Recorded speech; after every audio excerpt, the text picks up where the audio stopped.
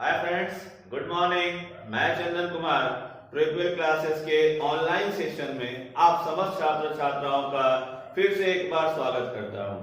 दोस्तों, आज तारीख 6 जून 2020 है। जैसा कि हम प्रत्येक क्लास की शुरुआत आज का इतिहास टुडे इन हिस्ट्री टॉपिक से करते हैं, तो देर न करते हुए चलते हैं आज के पहले टॉपिक की ओर।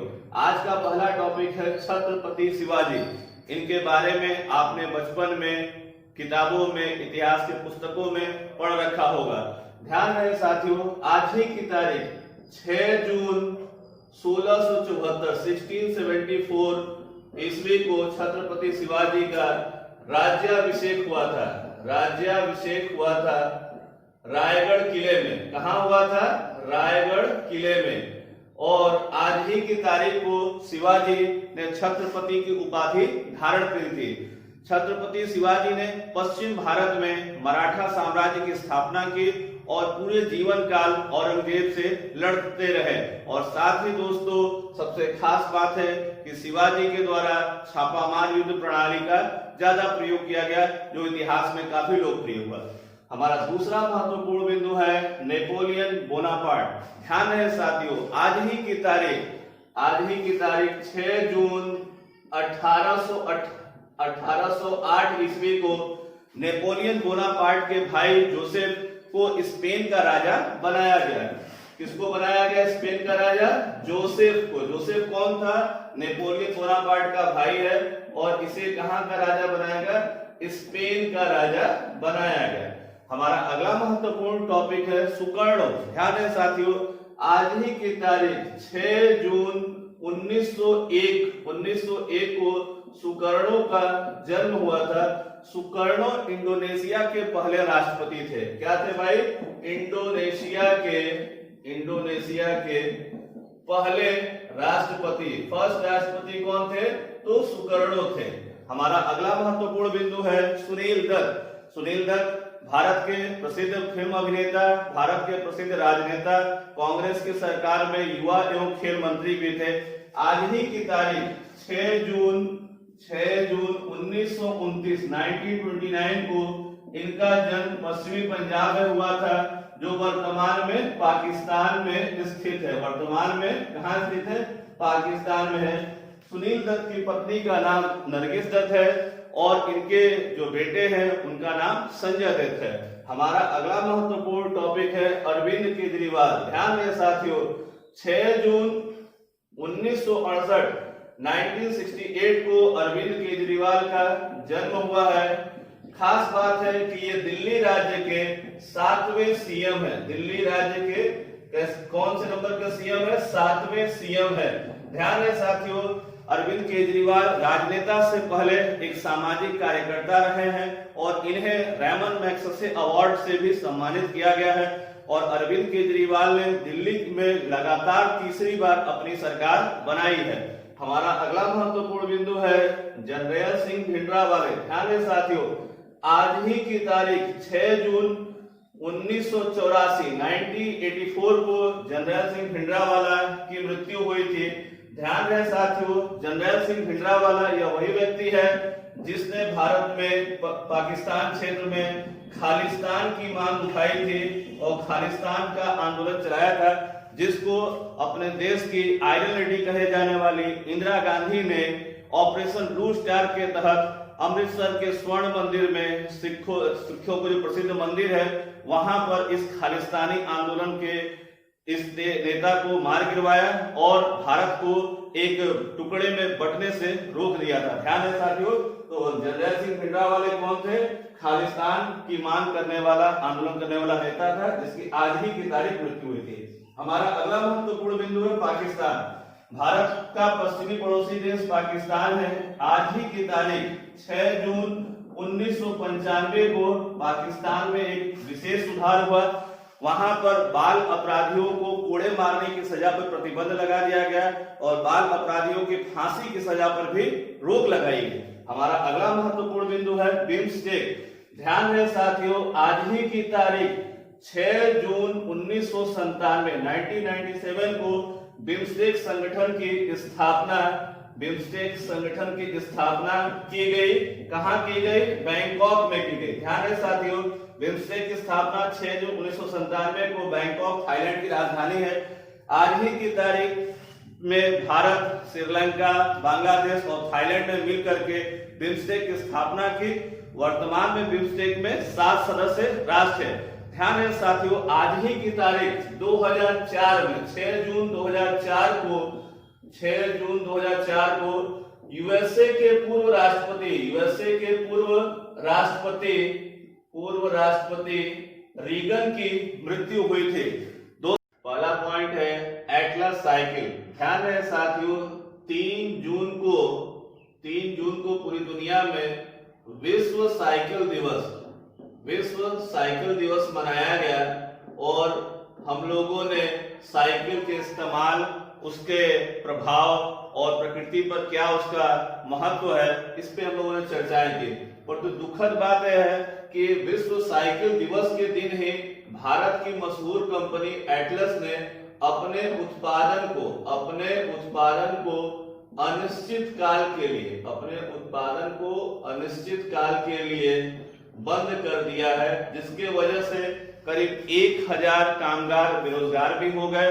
ये बड़ा शोचनीय स्थिति है, क्योंकि एटलस वह कंपनी है जिसकी स्थापना कब हुई? 1951 में, 1951 में इस कंपनी की स्थापना होती है और स्थापना वर्ष में ही इस कंपनी ने 12,000 साइकिल का मैन्युफैक्चर किया। ध्यान में 1968 आते ये स्थिति हो गई कि ये एटलस दुनिया की प्रतिष्ठित साइकिल कंपनियों में पहुंच गई। 1978 में भारत की पहली रेसिंग साइकिल भी एटलस ने ही बनाया, पर 3 जून 2020 वह मनहूस दिन रहा जिस दिन इस कंपनी को उत्पादन को बंद करने की घोषणा की गई। हमारा अगला महत्वपूर्ण टॉपिक है आई कैन नॉट ब्रेथ। ये मोस्ट इंपॉर्टेंट होगा साथियों, क्योंकि यूएसए में जॉर्ज फ्लॉयड, ध्यान रहे साथियों, जॉर्ज फ्लॉयड की 25 मई को इनका क्या हो गया? निधन हो गया। और निधन क्या हो गया? इनकी हत्या कर दी गई।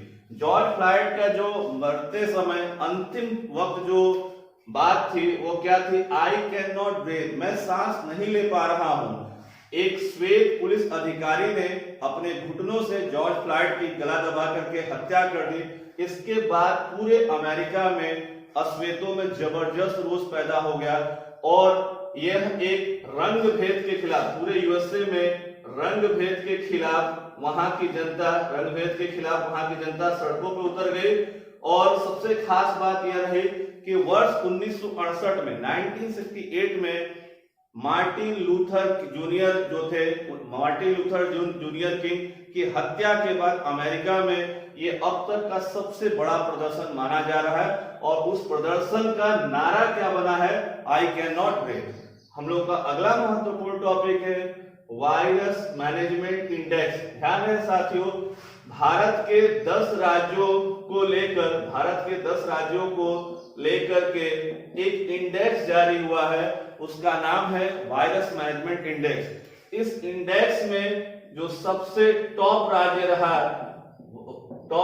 रहा वो राजस्थान, मतलब भारत का वह राज्य जिसने कोविड के दौर में सबसे अच्छा वायरस का प्रबंधन किया, मतलब उसके प्रसार को रोकने में सबसे सफलता प्राप्त की, वो राज्य कौन रहा? राजस्थान। ध्यान रहे साथियों कि कोविड के दौर में भारत के महाराष्ट्र राज्य, गुजरात राज्य, राजस्थान, पंजाब, ये कुछ ऐसे राज्य थे जहां पर कोविड का प्रसार बहुत तेजी से हुआ, मृत्यु दर भी ज्यादा रही। परंतु इस समय राजस्थान की स्थिति क्या थी कि 3 आधारों पर राजस्थान राज्य को क्या किया गया? वायरस मैनेजमेंट इंडेक्स में टॉप पे रखा गया। पहला आधार क्या था कि यहाँ की जो मृत्यु दर थी वो 2.13% थी, जो भारत में सबसे कम थी। दूसरी खास बात है कि यहाँ पर ध्यान है साथियों कि जो यहाँ की मृत्यु दर थी वो सबसे कम रही। और खास बात यह है कि पूरे भारत में कोविड का प्रसार सबसे तेजी से अगर कहीं कम हुआ, सबसे तेजी से कम हुआ तो वो हुआ किस राज्य में? राजस्थान राज्य में है। और ध्यान रहे साथियों कि यहाँ पर स्वस्थ होने वालों का जो परसेंटेज है वो भारत में सर्वाधिक है। लगभग 68% लोग जो है वो स्वस्थ होकर के ठीक हो गए हैं। ध्यान रहे साथियों, अलग बात है कि राजस्थान में भी कोविड का प्रसार 10,000 के करीब पहुंच गया, परंतु भारत में वायरस मैनेजमेंट इंडेक्स में टॉप राज्य कौन रहा? राजस्थान। राजस्थान के सीएम अशोक गहलोत है और वहां के डिप्टी सीएम सचिन पायलट जी है। हम लोग का अगला महत्वपूर्ण टॉपिक है वर्चुअल ग्लोबल वैक्सीन। यह एक सम्मेलन है, ध्यान दें साथियों, यह एक सम्मेलन है और यह जो सम्मेलन है इसका आयोजन वर्चुअली किया गया है। और इस सम्मेलन का जो आयोजक देश जो है, आयोजक देश कौन है? तो वो है ब्रिटेन। ध्यान रहे साथियों, कोविड के दौर में किसी भी तरह का सम्मेलन में लोगों की डायरेक्ट उपस्थिति नहीं हो रही है, तो सारे जो सम्मेलन है वो वर्चुअली ही हो रहे हैं। ठीक है, तो इस सम्मेलन का आयोजन करता देश कौन है? ब्रिटेन। ब्रिटेन के प्रधानमंत्री बोरिस जॉनसन ने इसका नेतृत्व किया और भारत की ओर से प्रधानमंत्री नरेंद्र मोदी ने इसमें क्या पार्टिसिपेट किया? नरेंद्र मोदी ने पार्टिसिपेट किया। भारत के प्रधानमंत्री मोदी ने अंतरराष्ट्रीय टीकाकरण के लिए 15 लाख $US देने की घोषणा की। याद रखेंगे, वर्चुअल ग्लोबल वैक्सीन सम्मेलन का आयोजन करता देश कौन था? ब्रिटेन। भारत के प्रधानमंत्री ने कितना देने की घोषणा की है? तो 15 लाख $US। हम लोग का अगला महत्वपूर्ण टॉपिक है पी नामग्याल। ध्यान दें साथियों, कोविड के वजह से कई लोगों की मृत्यु देखने को मिली। अभी हाल ही में पी नामग्याल की भी मृत्यु जो है वो कोविड-19 के कारण इनकी मृत्यु हो गई। ये कांग्रेस के राजनेता थे, पॉलिटिशियन थे। इनका संबंध जो है केंद्र शासित राज्य लद्दाख से रहा है और ये यहाँ के नेता रहे। हमारा अगला महत्वपूर्ण बिंदु है रवीश कुमार। ध्यान है साथियों, रवीश कुमार वो नहीं, एनडीटीवी वाला नहीं, रवीश कुमार को फिनलैंड में, ध्यान है साथियों, फिनलैंड क्या है? एक यूरोपीय देश है। फिनलैंड में इन्हें क्या किया गया है? राजदूत नियुक्त किया गया है। फिनलैंड की राजधानी हेलेंस्की है और यहाँ की जो प्रधानमंत्री हैं उनका नाम है सना मारिन।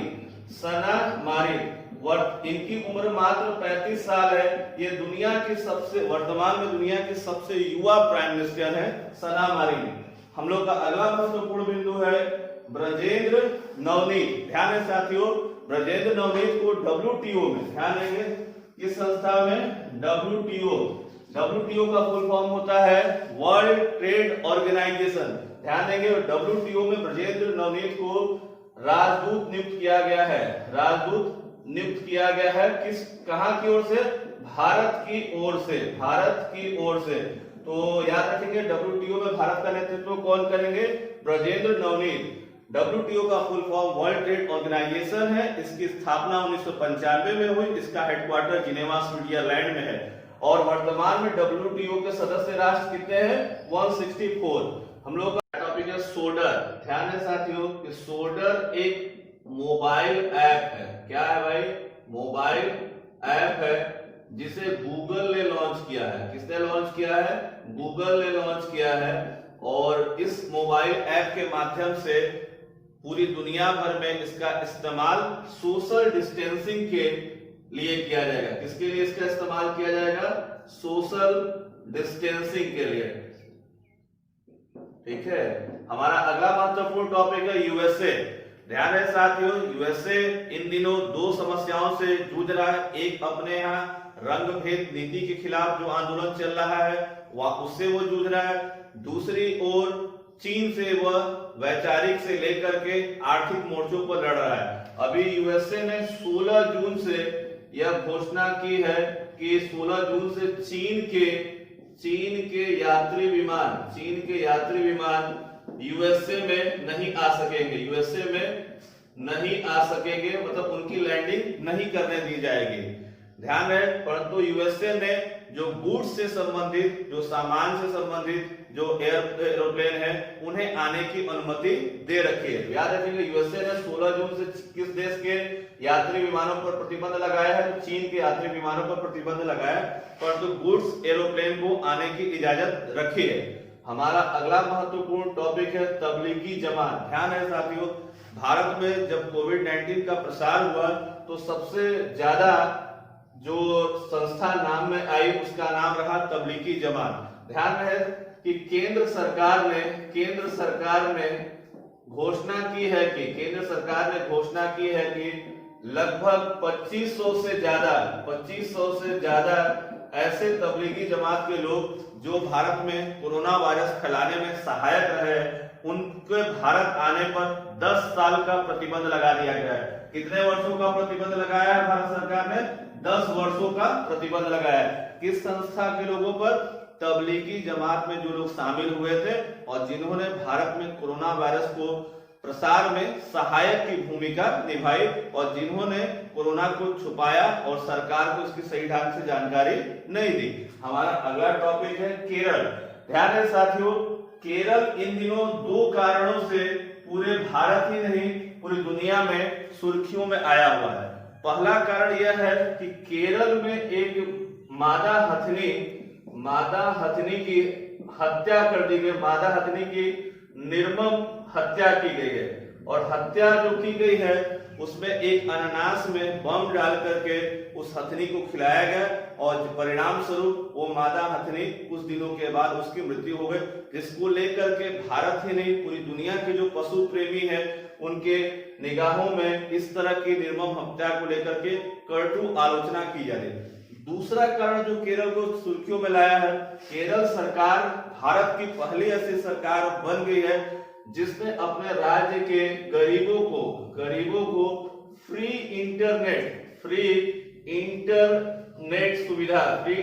सुविधा देने की घोषणा की है। तो याद रखेंगे केरल भारत का एक दक्षिणी राज्य है जिसके सीएम पिनरई विजयन है और केरल भारत में शिक्षा के दृष्टिकोण से सबसे अग्रणी राज्यों में जाना जाता है। स्वास्थ्य के मामले में केरल काफी बेहतर स्थान पे है, परंतु जो मादा हथनी की निर्मम हत्या है इसको लेकर के केरल सरकार की कटु आलोचना हो रही है। वहीं गरीबों को फ्री इंटरनेट सुविधा देने की घोषणा से उसको क्या है काफी शाबाशी भी दी जा रही है। हमारा अगला महत्वपूर्ण टॉपिक है स्पंदन। ध्यान है साथियों, इसे छत्तीसगढ़ पुलिस के द्वारा चलाया गया है। इस कार्यक्रम का मुख्य उद्देश्य है कि ऐसे पुलिसकर्मी जो लगातार ड्यूटी करते हैं और ड्यूटी की वजह से उनका काफी मानसिक तनावग्रस्त होते हैं, कभी कभी वो आत्महत्या भी कर लेते हैं, कभी कभी अपने कलीग के साथ लड़ाई झगड़ा भी कर लेते हैं, कभी कभी समाज के लोगों से भी उनका व्यवहार अच्छा नहीं होता, तो उन्हें मानसिक रूप से बेहतर करने के लिए स्पंदन नामक कार्यक्रम चलाया गया है, जिसमें उन्हें काफी शांति की व्यवस्था दी जाएगी, उन्हें गीत संगीत के माध्यम से और जो मनोचिकित्सक है उनसे उनकी स्थिति को बेहतर कैसे किया जाए और कैसे वो समाज के लिए अच्छा कर सके, इसके लिए स्पंदन नामक कार्यक्रम चलाया गया। छत्तीसगढ़ राज्य की राजधानी जो है वो रायपुर है और छत्तीसगढ़ राज्य के एक शहर का नाम जो है नया रायपुर है, जिसका नाम बदल करके अटल नगर कर दिया गया है और छत्तीसगढ़ के वर्तमान में सीएम भूपेश बघेल है। हम लोग का अगला महत्वपूर्ण टॉपिक है पीपुल्स कांग्रेस। ध्यान है साथियों, ये चीन की संसद का नाम है।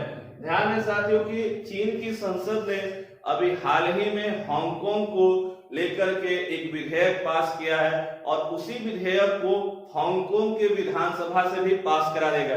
इस विधेयक में यह प्रावधान रखा गया है कि जो चीन के जो राष्ट्रीय नेशनल एंथम है, अगर उसको कोई बुरी तरह से उसको अमर्यादित ढंग से गाएगा या उसका अपमान करेगा तो उसे 3 वर्ष की सजा और जुर्माने का प्रावधान किया गया। याद रखेंगे, तो चीन की संसद पीपुल्स कांग्रेस के बाद कहां की संसद ने? हांगकांग के संसद के माध्यम से भी यह प्रावधान किया गया है कि जो भी चीनी नेशनल एंथम का दुरुपयोग करेगा या गलत ढंग से गाएगा या उसका अपमान करेगा तो उसे कितने वर्षों की सजा हो जाएगी? 3 वर्षों की सजा, 3 वर्षों की सजा और उसे जुर्माना भी लगाया जाएगा। ध्यान रहे कि इस समय हांगकांग के लोग जो है वो चीन के खिलाफ सड़कों पे है। पिछले 8 महीनों से लगातार हांगकांग की जनता चीन से स्वतंत्रता की बात करे, इसलिए चीन के द्वारा इस तरह का बर्बर और क्रूरतापूर्ण व्यवहार किया जा रहा है, जिसको लेकर के पूरी दुनिया भर में चीन को लेकर के चीन की आलोचना की जा रही है। और चीन के जो राष्ट्रपति हैं शी जिनपिंग है, और चीन इन दिनों जो है सुर्खियों में इसलिए भी है कि कोविड-19 का प्रसार जो है चीन के वुहान शहर से ही चला, और जो G7 राष्ट्र है, G7 राष्ट्र के अंतर्गत चीन को शामिल किया जाए या ना किया जाए, उसको लेकर के भी तरह तरह की स्थितियां हैं। अगला हमारा जो टॉपिक है अमांडा तूफान। ध्यान रहे साथियों कि जो अमांडा तूफान है वो अमांडा तूफान मध्य अमेरिकी देशों में आया। ध्यान है साथियों, इससे मिलता जुलता जो तूफान का नाम है अम्फान। अम्फान भारत में कहाँ आया था भाई? तो ओडिशा तथा वेस्ट बंगाल राज्य को भी हाल ही में प्रभावित किया था। एक तूफान और जिसका नाम है क्रिस्टोबाल तूफान। ध्यान रहे साथियों, क्रिस्टोबाल तूफान उत्तरी अमेरिकी देश मैक्सिको में इन दिनों आया हुआ है, और यह जो आया हुआ तूफान है क्रिस्टोबाल, यह मैक्सिको की खाड़ी में, कहा? मैक्सिको की खाड़ी में पैदा हुआ था। तो हाल के दिनों में जो पूरी दुनिया भर में जो तूफान है उनमें एक प्रमुख तूफान जो है अम्फान आया, और भारत में ही निसर्ग, भारत में कौन सा तूफान? निसर्ग आया, जिसने किस राज्य को प्रभावित किया? तो एक है महाराष्ट्र और दूसरा राज्य कौन है? गुजरात। जबकि मध्य अमेरिकी देशों में कौन सा तूफान? तो अमांडा तूफान। जबकि उत्तरी अमेरिकी देश में जो मैक्सिको है वहां क्रिस्टोबाल नामक तूफान आया है। इन सभी तूफानों के नाम आप जरूर याद रखेंगे, क्योंकि एग्जाम में प्रश्न पूछे जाते हैं और अवश्य पूछे जाते हैं।